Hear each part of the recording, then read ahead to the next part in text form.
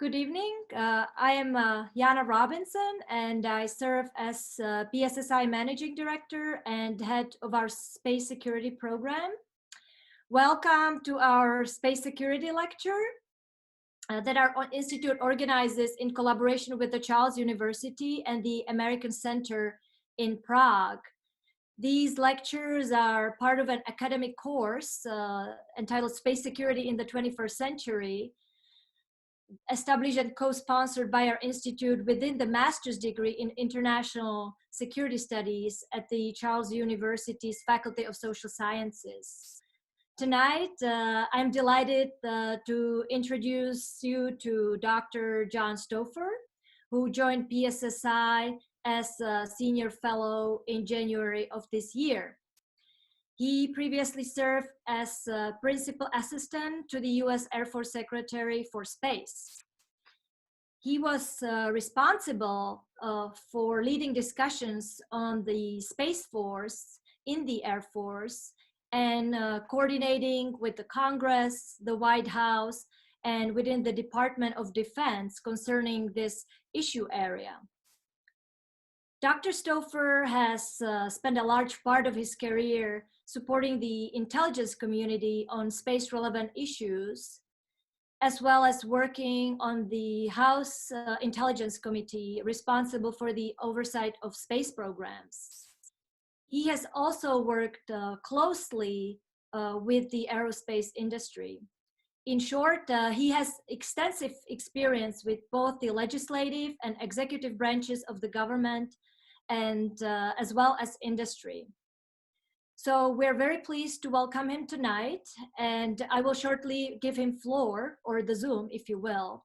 I would like to ask you that we would like to make this meeting interactive. That's why this lecture is in a meeting mode. If you have a question, please raise your hand on your little screens, and we will try to make it interactive this way, but also feel free to put any questions that you might have during the presentation in the chat, and then we will try to accommodate as many as possible. And if we're not able to address your questions, of course, we can follow up anytime after the lecture by email. So with this, John, the Zoom is yours. Thank you, Jana. So I'd like to start off by thanking Dr. Jana Robinson and the Prague Security Studies Institute for the invitation to discuss the U.S. Space Force.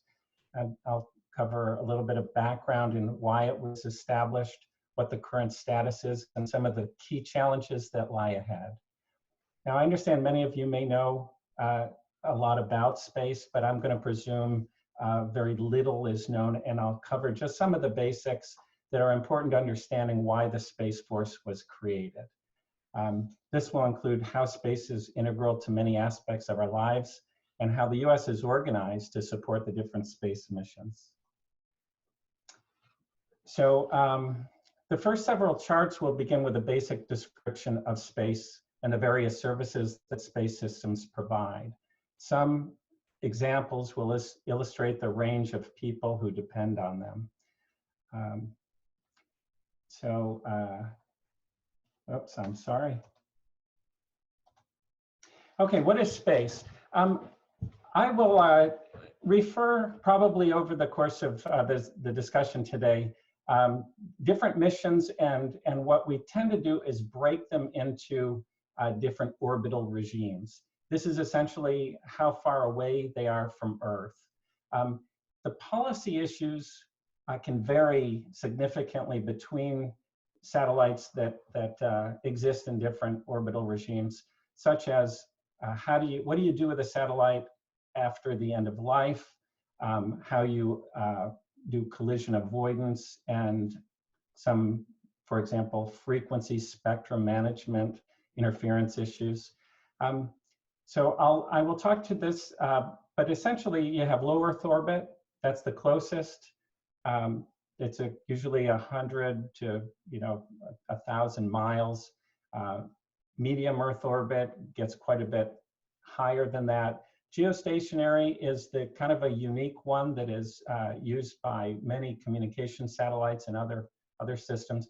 But that is up about 22,000 miles, and it happens to put satellites in a position where they rotate, the Earth turns, and that is very useful for a number of things. There's one other region that people are speaking to more and more these days called cislunar, and that's the space really that goes all the way out to the moon. People are starting to be concerned with what might go on in that region. So that's just a little background. This slide is a graphical representation of the previous slide. It essentially shows the different orbits and kind of relatively how close they are. It also adds a couple of special orbits. There's the one that's the highly elliptic orbit. That one's important to provide coverage over the northern pole. And it typically would require a couple satellites in that orbit to provide 24-hour coverage. The other one is a low Earth orbit, the little green one, and it shows it's in a polar orbit. That one's unique in that it is popular with remote sensing satellites. It's very close to the Earth, but as the Earth rotates underneath it, it's able to cover the entire globe each day. This next chart, again, shows the different orbital regimes. They're not to scale, but they show a couple different kinds of satellites in the different orbits. You see there's some acronyms here, and I'll get into what some of these are later. But in the farthest out, there's a lot of communication systems. The middle orbit, MEO, has GPS in it. And then the closer in orbits have things that are more remote sensing. This chart also shows a couple other items that are critically important to the space enterprise, and that's the ground stations. The ground infrastructure is global, and it's critical to support satellites, both for commanding and controlling them, but performing the data handling and processing, as well as regular orbit maintenance and things on the satellites. There's also a small graphic that indicates that launch vehicles are critical to this industry. And in the US, we have a variety of them that we use to launch the satellites. With that as background, many people are surprised to learn the extent to which space is part of everyday life. This slide highlights a few things that many people may not think about, such as weather. There are weather systems that are on Earth. There are ground radars and things that help predict, but much of the weather does come from satellites. A popular talking point on the importance of protecting space is that the financial institutions rely on the timing signal provided by our GPS satellite system. The GPS satellite system timing signal allows institutions to synchronize, timestamp, and confirm each transaction. So if the GPS signal were to be interrupted, the consequences to the financial industry would be unimaginable. Now, there are some backup systems in place, so it's not as fragile as just a short interruption, but the point is that it is critically dependent on it.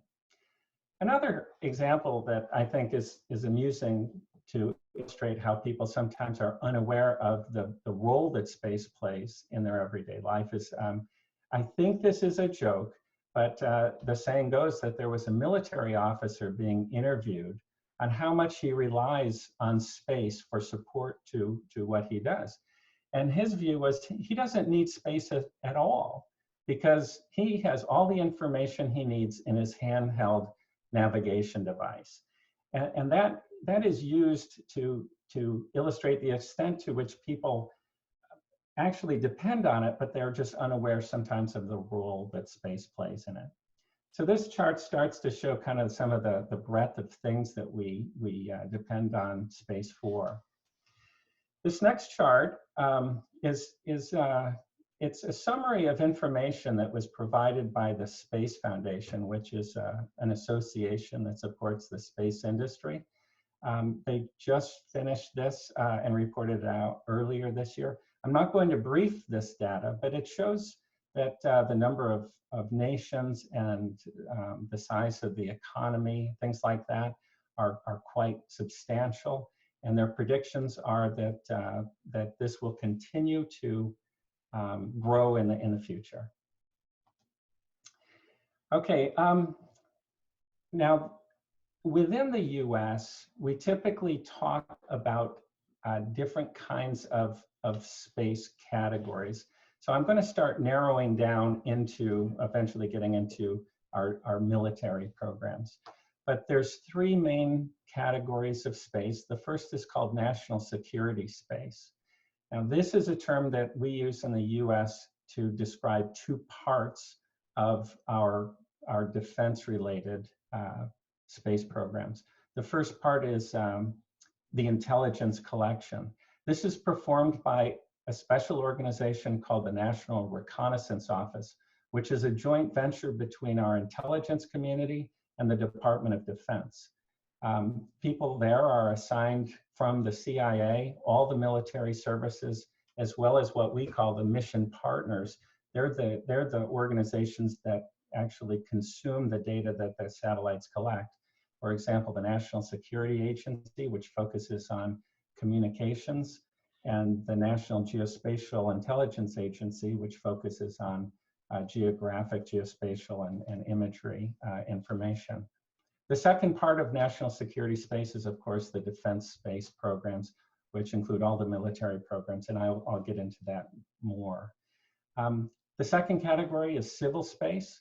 This, of course, is NASA, and there's a couple other smaller organizations, but they cover the human space flight, exploration, science, and other kinds of civilian space.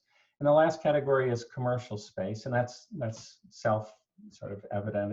It's all of the companies. They are mostly involved in communications, which of course provide everything from communications, but also entertainment and those sorts of things. But there's a growing industry in remote sensing, as well as the launch vehicles are becoming commercial in our country. So this chart just gives illustrates a sample of activities that the space systems support to policymakers.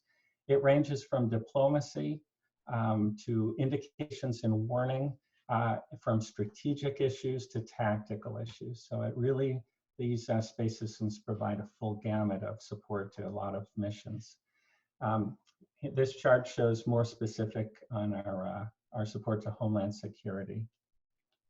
And I hope I'm not going too fast, but this is just to kind of touch on the breadth and scope of space systems and why they're critically important, which led to the creation of the Space Force. Here's a chart that kind of shows the extent to which our military relies on space, and it is across all of the services, land, air, and sea. Okay, this chart is important because it's embarrassing that about 99% of people in the US, including Congress and even in the Department of Defense, would not understand this chart. And it's important because people get confused. They hear that something called the US Space Command was established. It actually was reestablished because it existed before. But it was established to bring more focus to war fighting and space in particular. Then they hear that a US Space Force was established. So the question is, what is the difference? So a combatant command is the organizing structure of how the US fights wars and does the operations. So a combatant command is made up of multiple services. So they are provided people from the Air Force, the Army, the Navy, etc. And so there's, as an example, there's Pacific Command, European Command, there's AFRICOM, and so there are geographic commands. There are also functional commands, but Space Command is the most recent command that was created. It was split off of what we call Strategic Command, which was responsible for nuclear command and control and the nuclear mission. And so, although that is closely tied to space, it was decided to break it off and give it its own focus. So that's a combatant command. Now, the other organizing structure is the services. The services are the Air Force, the Army, the Navy, the Marine Corps, the Coast Guard. And so the Space Force is the newest service that was just created. And the purpose of the service is to what we call organize, train, and equip the people. So the services are not responsible in any way for fighting a war. So the Secretary of the Air Force has nothing to do with that. That is done by the combatant commander, but the Secretary is responsible for preparing the people, the training, and providing all of the equipment so they can be presented or deployed to a combatant command to fight the war. So the US Space Force, and I'll get into the history about this, is the new organization that will organize, train, and equip people for the space mission. Okay. So let me talk just for a minute about the space missions that have been in the Air Force and are now part of the Space Force. Space lift, that's simply just launching the satellites. That is done by, it was done by the US Air Force. The second mission is what we call precision navigation and timing. This is better known as GPS. Okay, GPS is the satellite program. There's with it. Environmental monitoring covers the portion of, for example, weather that is collected by the Air Force. There are other organizations that collect weather. In fact, we're part of a coalition, an international coalition to cover down on all of the weather requirements. And so we do a lot of sharing on that.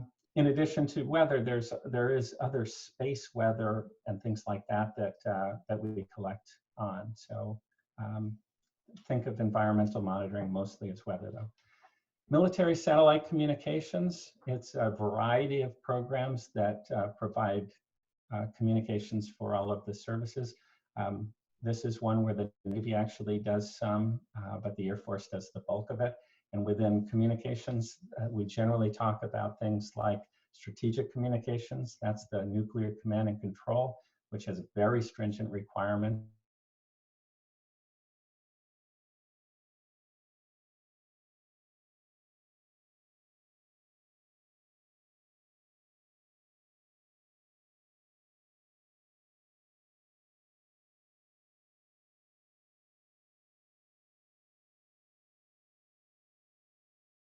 We do also rely on the commercial companies to provide some.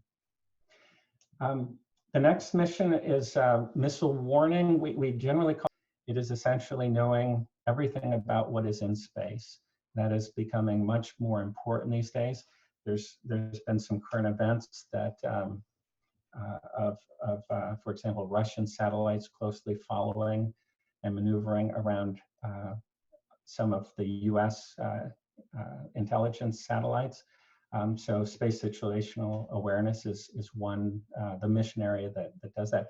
And by the way, that is done from both the ground and space. We have ground-based radars and telescopes as well as space-based collection systems. And a lot of that data is actually now being made available around the world to help what we call space traffic management, trying to avoid collisions and things like that. The next box, space control, is one that I think this lecture would probably tee up some very interesting discussion points. That covers everything that we would call space superiority. So it is what effects do you want to have in space? So we are very comfortable talking about defense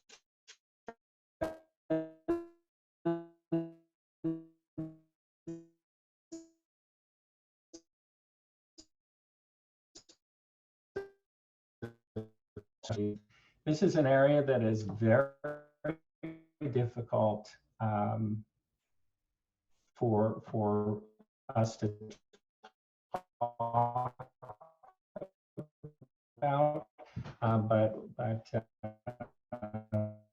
there's a lot of leadership.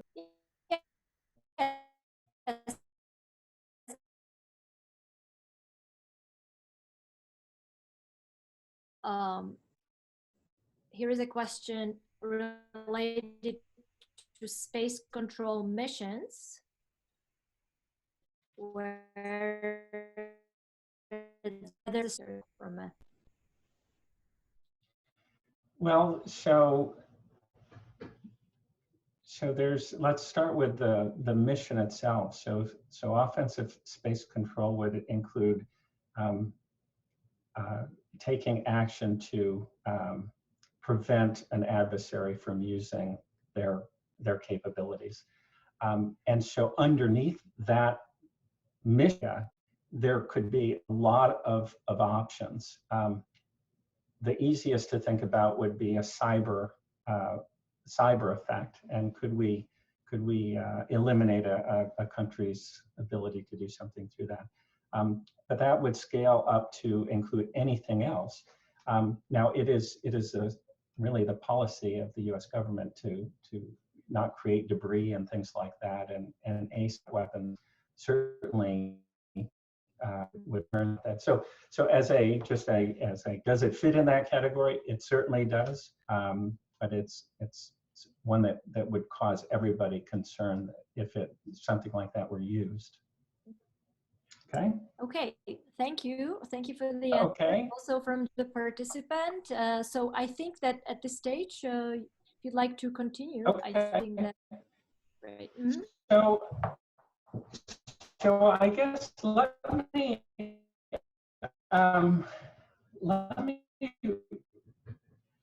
restate that the missions that I just went over were mostly done within the Air Force as what we call a major command within. How we came about the request and the status of that. So first of all, these are factors that led to establishing the Space Force. First of all, we had a new administration. The Trump administration came in a few years ago and rewrote the National Defense Strategy. And the central challenge that the U.S. considered the challenge was the reemergence of long-term strategic competition, particularly by China and Russia. And it was our concern over their authoritarian models, trying to gain veto authority over a number of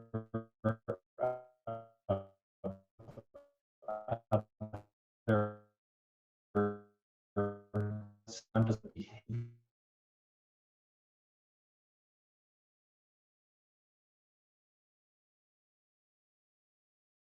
it ranges across from cyber all the way to in-orbit threats. So that was a fact that caused a lot of people concerned.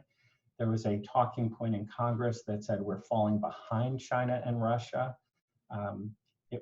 In Washington, D.C., these little sound bites sometimes cannot explain the problem.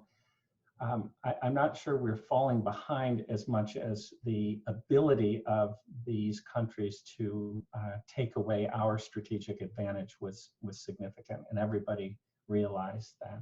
So we needed to develop capabilities to both protect and defend ourselves and to ensure what some people would call space superiority. Separate from the National Defense Strategy was something called the National Space Strategy.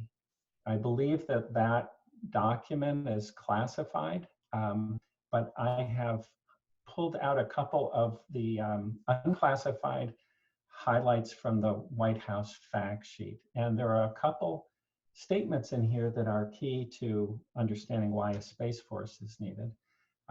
First of all, it says that in order to protect our vital interests in space, we will ensure unfettered access to and freedom to operate in space. Now that statement ought to give people a bit of pause to think, how would you do that?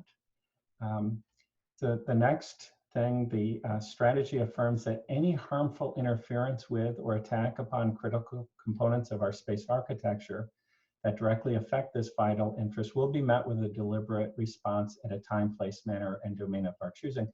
Now, a couple interesting points of this, and I'll talk about this more later. It's not clear what harmful interference is yet. We get very concerned when one country's satellite gets close to another. So you wonder what the intent is. And then, of course, the second part of that statement, it'll be met with a deliberate response at the time, place, manner, and domain of our choosing. That means it doesn't necessarily mean that what happens in space will remain in space. We could choose to use the economic domain or another domain to respond. So the last statement I wanted to kind of highlight was that the United States will seek to deter, counter, and defeat threats in the space domain. And that certainly sets up a focus, a need to focus on what those threats are and then how do you defeat them. Okay, a couple other things that led to establishing the Space Force. Congressional oversight of the military space programs was, I guess I'd characterize it as they were very frustrated with the acquisition performance. Again, the common sound bites were space is broken, meaning that the organizations were doing a terrible job procuring systems on time, on a reasonable budget, and that performed the way they were supposed to. They also talked about the fact that there was no one person in charge. There's a study done by an arm of our Congress that claims that there are 60 people who are involved in any space acquisition. So that was part of the frustration from Congress. And so finally, well, there's two more points in this last one. The Air Force was perceived as prioritizing their air programs over the space programs, which could impact the other services who depend on these programs. So there was, I would say, a little bit of lack of trust from the other services in the ability of the Air Force to provide space services to what we call the joint force, or all of the other services. Now there's actually a subordinated bullet here that should be pulled out by itself. It says there's a significant group of people that were advocating having a separate career development path, a separate culture for space people, and their own recruiting and training. And they would say that they're brought up within the Air Force as airmen, and they were taught air war theory. And they said that just does not apply to space. So you need a separate warfighting doctrine. And so all of the centers that go with that was another point that people were advocating. So all of these things were going on with President Trump in office, and he took the leadership then to sign out what's called the National Space Policy Directive 4, NSPD 4. This essentially directed the executive branch, Department of Defense in particular, to begin establishing a space force. Now, that is not something, in our country, Congress, through their laws, control how the department is organized at the big level. And it gives them authorities by which they can go procure things and things like that. So this would require congressional action. This is not something that the president could do. So just as a side point, the U.S. Space Command, the combatant command that I referred to earlier, that is completely within the president's purview. And so that was done earlier. So so the request that the president put forward, which was developed by the DoD and the Air Force in particular, was to create a service within the Air Force. That our Navy, that within the Department of the Navy, you have the Navy, which is a service, and you also, as part of the Department of the Navy. So the Department of the Air Force would have the Air Force and now the Space Force within it. So that was considered to be less expensive. Just have a couple points. There were other options considered, and they were decided not to be proposed. So a Space Force within the Air Force, the Department of the Air Force, is what went forward. And there's another point that a lot of people in the US like to talk about, is whether this organization that does the intelligence collection mission, the National Reconnaissance Office, whether or not that should be part of the Space Force. So NSPD decided that no, it would not, which caused, some people are happy, some people are upset.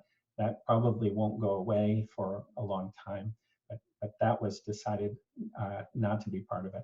Now, there are a couple of things that the administration's proposal would try to say, is that one, it was going to be very low cost. The Congress was very concerned that this would be just a big bureaucratic layer, rather than just let the Air Force continue to do the space mission. The request also tried to pull all of the space programs, well, it asked for the authority to pull all of the space programs from all of the services into the Space Force. And it asked for the authority to do that. So this was the request that was developed by the administration that went to Congress. And so with that, I am now going to begin talking about what Congress did, which was they established the Space Force.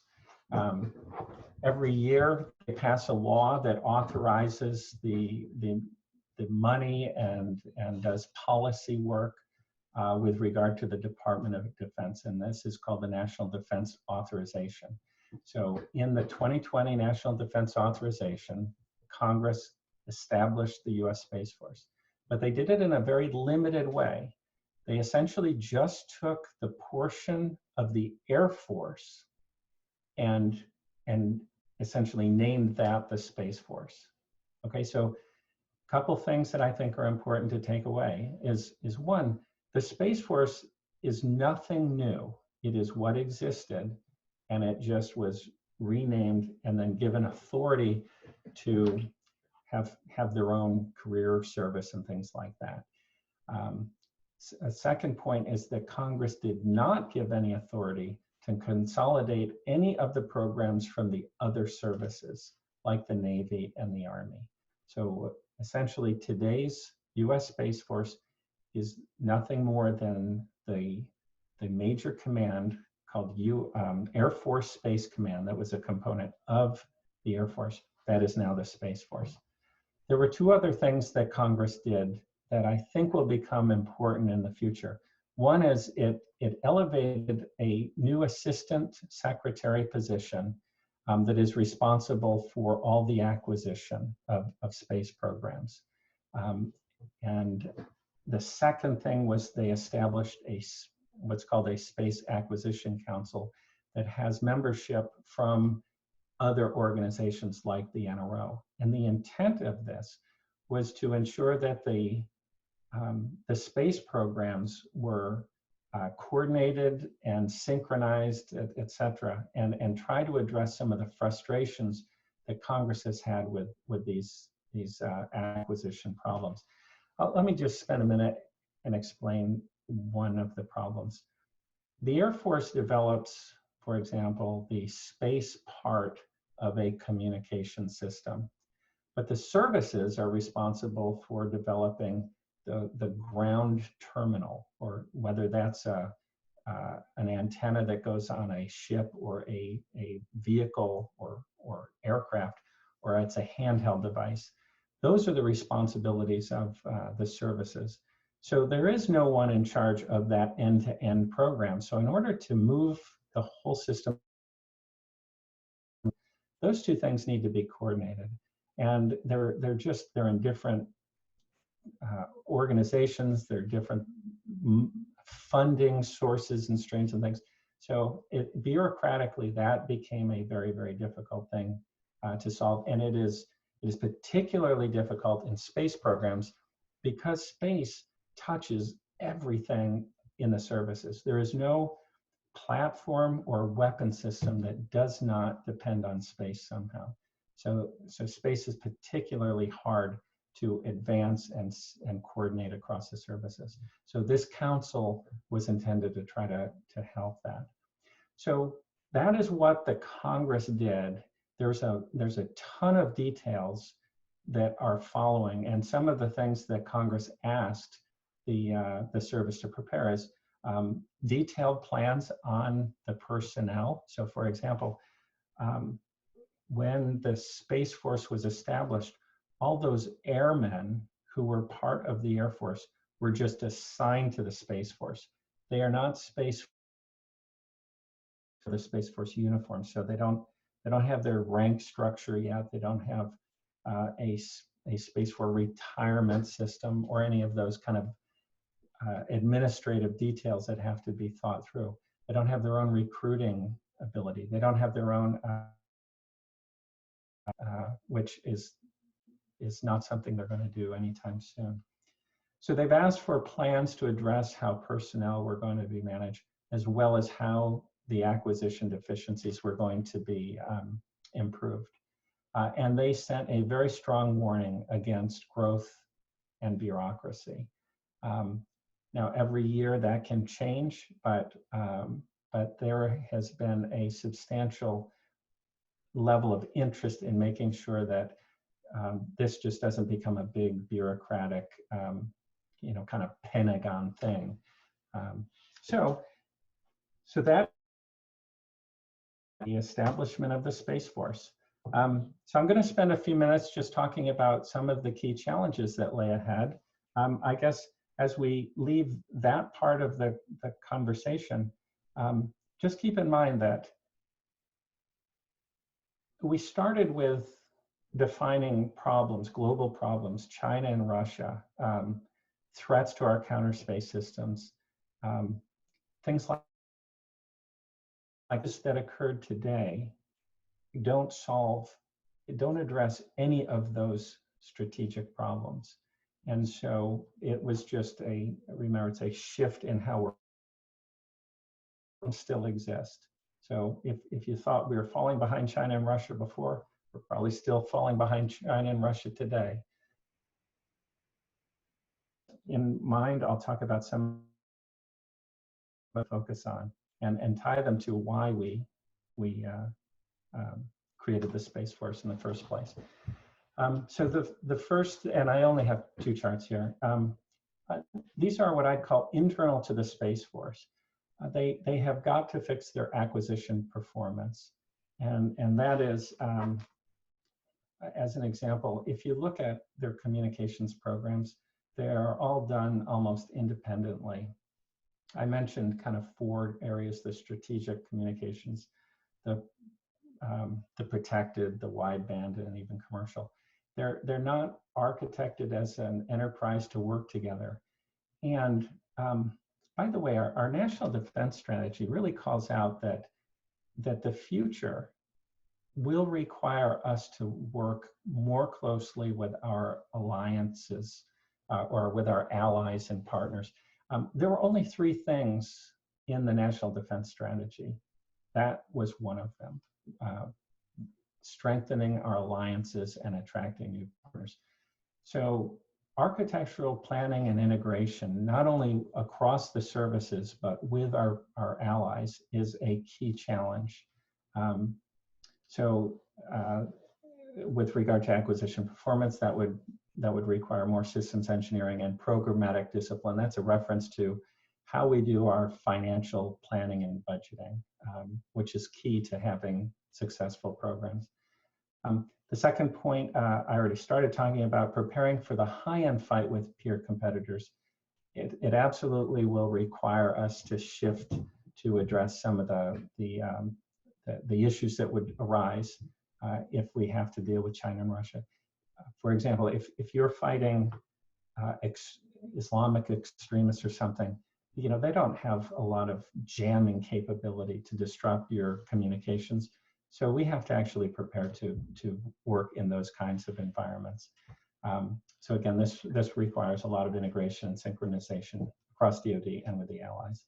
And so finally, even within the US Space Force now, we are at a time when we're trying to figure out what we should be building. I'd refer to that box that said space control. Some of the things, some of the ideas, some of the technologies we're investing in they raise a lot of issues, both with, you know, internal to the US. I think that there's members of Congress that haven't yet thought through some of this yet, but as well as our allies and the international community on what kinds of things should we be considering? What are the approaches that we need to pursue? So that's part of you know, what we do inside the Space Force really has to be thought of in a much bigger way.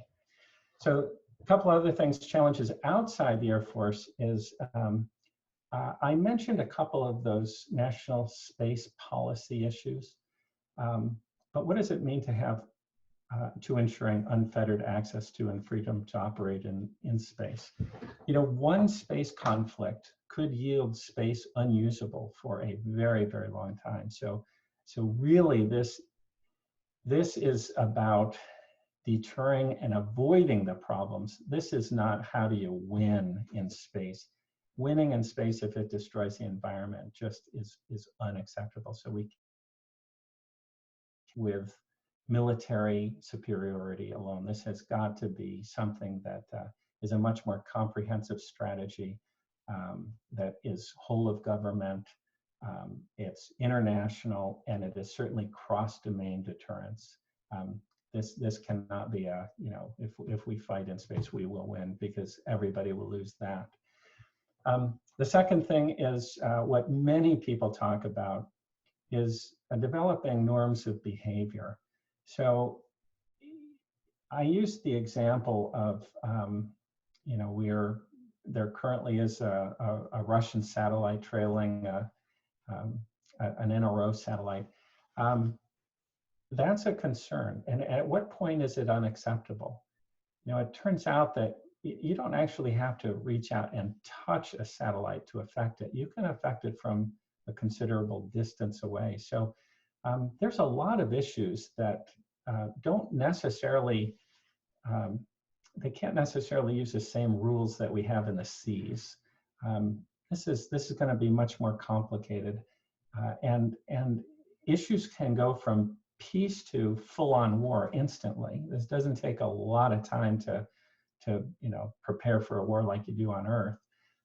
So these are complicated norms of behavior, which aren't just, you know, what's happening in space now, but it's what are you doing the years before, the you know, testing things. Do we outlaw or not outlaw, but somehow agree that even testing should not happen to try to have a bigger buffer between the capabilities and you know, preparing for them.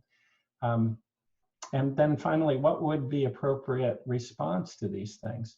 You know, there's a saying in the US, you know, we say, well, geez, if you take out one of our important satellites, we'll go to war.